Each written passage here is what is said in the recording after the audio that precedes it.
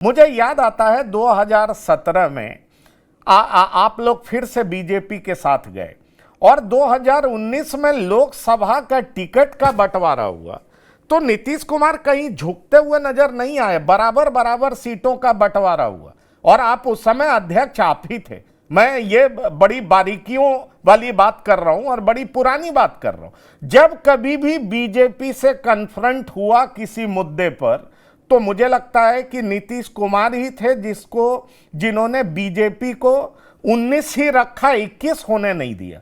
ये पहली दफा ऐसा कैसे हो गया कि नीतीश कुमार चले थे, छब्बे दिखाई पड़ रहे थे, दुबे बन गए और बीजेपी छब्बे बन गई। ऐसा इसलिए हो गया क्योंकि आप साथ नहीं थे। देखिए, आप इस बात की चर्चा करें, नीतीश बाबू सबका सम्मान करते रहे, जो भी सहयोगी दल रहा है सम्मान करते रहे, आपने सही चर्चा किया भाई। लेकिन उनके मन में हमेशा एक बात रहती थी, मैं 2020 का बोल रहा हूं, जला है आपको उसमें 40 सीट है तो बराबर तो नहीं हो सकता है, एक सीट किसी न किसी का तो ज्यादा होगा ही।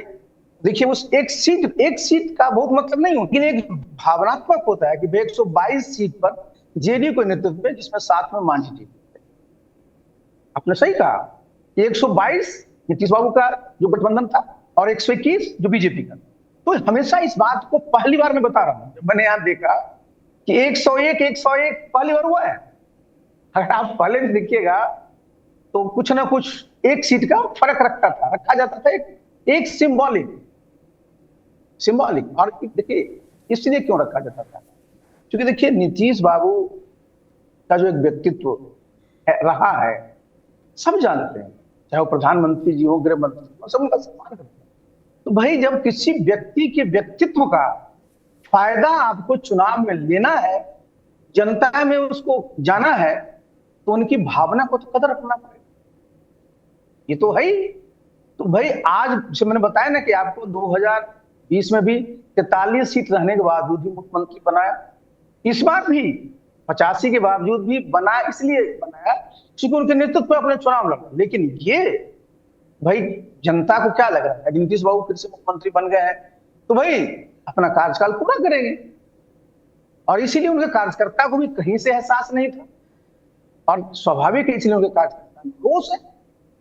तो बीजेपी के साथ जो इनके रिश्ते रहे हैं वो कभी भी किसी प्रकार से एक लेवल के बाद सही रहे हैं। और मैं तो चूंकि जब मैं संगठन में मैं था तो मेरा ही दायित्व होता था, मैं ही से कोऑर्डिनेट करता था, कहीं किसी बात की अगर किसी सीट को लेकर कोई समस्या होती थी तो मैं ही करता था, कभी किसी प्रकार की समस्या नहीं आती थी। तो मैं इस बात को बोलता हूं कि आज की तारीख में जिन लोगों के ऊपर जनता दलियों की तरफ से इनके सहयोगी दलों से कोऑर्डिनेट करने का दायित्व था, विफलता उनकी है ना। नहीं, आप विफलता कह रहे हैं या उनके हाथों में खेलने लगे? क्योंकि अभी से पहले तक यही बात तो सर मैं आपसे पूछ रहा हूं कि 2019 में भी आपने बीजेपी का जो सीट था वो घटा दिया था लोकसभा में। ये एक बड़ी बात थी, बीजेपी के लोग रोते थे कि भाई हमारे इतने एमपीज थे, 5 सीट क्यों घट गया, बीजेपी हमेशा नीतीश कुमार के आगे सरेंडर क्यों कर जाती। ये तो मैं पिछले 20 साल में पहली बार देख रहा हूं। अटल आडवाणी जी के समय में नहीं हुआ, मोदी जी के समय में लंबे समय तक नहीं हुआ, पहली बार नीतीश कुमार बिना कुछ पाए हुए दिल्ली की ओर रुखसत कर जाते हैं। ऐसा क्यों हुआ?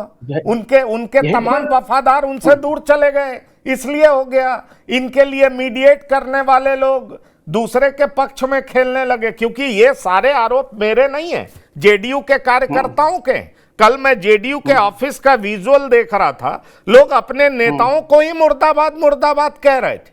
तो आखिरकार ये जेडीयू चला कौन रहा है? क्या बीजेपी परोक्ष रूप से चला रही है? नहीं, देखिए जेडीयू को बीजेपी नहीं चला रही, ये मैं स्पष्ट कर दूं, क्योंकि मैं तो जेडीयू को जानता हूं। लेकिन हां, जिसकी चर्चा आपने की, भाई दायित्व किसका है? दायित्व उसका है ना कि जिसको नीतीश बाबू ने जिम्मेवारी दे रखी है कि आप इन चीजों को देखिए, जो दूसरे दलों से कोऑर्डिनेशन करना है, सीट के बारे में बात करनी है, मंत्रिमंडल के बारे में बात करनी है, ये तो कोऑर्डिनेशन करना होता है ना। मुख्यमंत्री जी कभी भी, मैं बता दूं, इतने वर्षों तक मैं साथ में उनके रहा हूं, कभी भी खुद किसी भी डिस्कशन में हिस्सा नहीं लेते हैं। हमेशा जिसको भी जिम्मेवारी देते हैं तो पूरी तरह से विश्वास करते हैं। मैं तो यही बोल रहा हूं ना कि भाई, तो मैंने विफलता क्यों बोला? मैंने इसी चीज को कह रहा हूं कि भाई जिसको जिम्मेवारी दी गई उसकी जिम्मेवारी थी ना कि भाई जो पार्टी में सम्मान का ख्याल रखा जाना चाहिए। अब बताइए, हमने कहा ना कि भाई इसमें जिस तरह से सडन रूप से किया गया है, तो कार्यकर्ताओं के मन में तो एक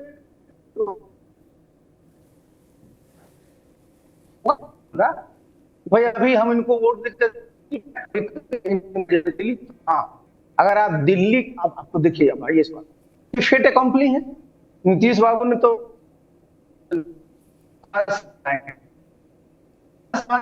मेरा तो जी सर बोलिए। जी जी। मेरा तो देखिए, मेरा तो बीजेपी के जितने भी नेता हैं, प्रधानमंत्री से लेकर गृहमंत्री तक, सबसे एक ही अनुरोध रहेगा कि नीतीश बाबू ने जो बिहार में और देश में काम किया, उसके मद्देनजर जब दिल्ली जा रहे हैं तो उनके मान सम्मान में कहीं कोई कमी नहीं होनी चाहिए। क्योंकि अगर उनके मान सम्मान में कोई कमी होगी तो बिहार की जनता को कहीं से ही बर्दाश्त नहीं। ये जिम्मेवारी उनकी भी अब होती है कि जब वो केंद्र में जा रहे हैं तो उनका सदुपयोग कर करके देश के विकास में, प्रदेश के विकास में उनकी भूमिका को बिल्कुल इस प्रकार से दें कि लोगों को, उनके जितने समर्थक हैं उनको लोगों को लगे कि नहीं, हमारे नेता के मान सम्मान में किसी प्रकार की कमी नहीं आई।